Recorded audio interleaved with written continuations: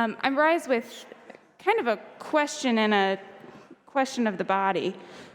Today, one of our very first bills that we passed was House Bill 2828 that my colleague, Representative Calkins, passed. And I find it really interesting that it passed without much debate because it decreased a fee.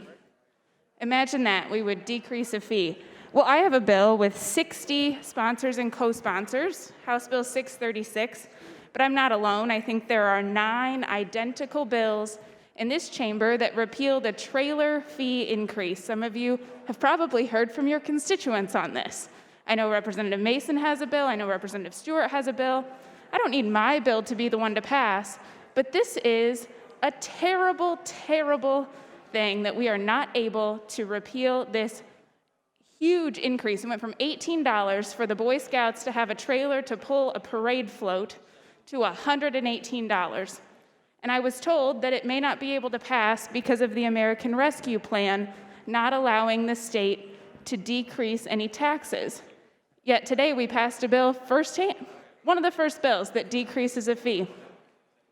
So I would just ask this body why we are not passing this bill. It has a majority of the House of Representatives co-sponsoring this bill. This should be a super easy vote to take.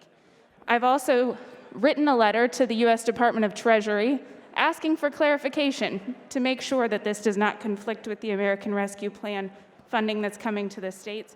I would ask anybody who's interested to sign on to my bill, Representative Mason's bill, Representative Stewart's bill. We've got House Bill 682, House Bill 837, House Bill 1898, House Bill 2895, House Bill 2917, House Bill 3315, House Bill 1929, House Bill 36, and my bill, House Bill 636.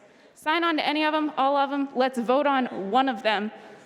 One of our very first days in this chamber, I stood up and said, it's a pretty common sense thing to include in the House rules that we are able to vote on a bill. And I said, in your House rules, if we have a majority of co-sponsors, can we vote on it? And the answer was no. And I was kind of laughed at. They said, that doesn't happen. We don't get a majority of the body co-sponsoring a bill and not getting a vote.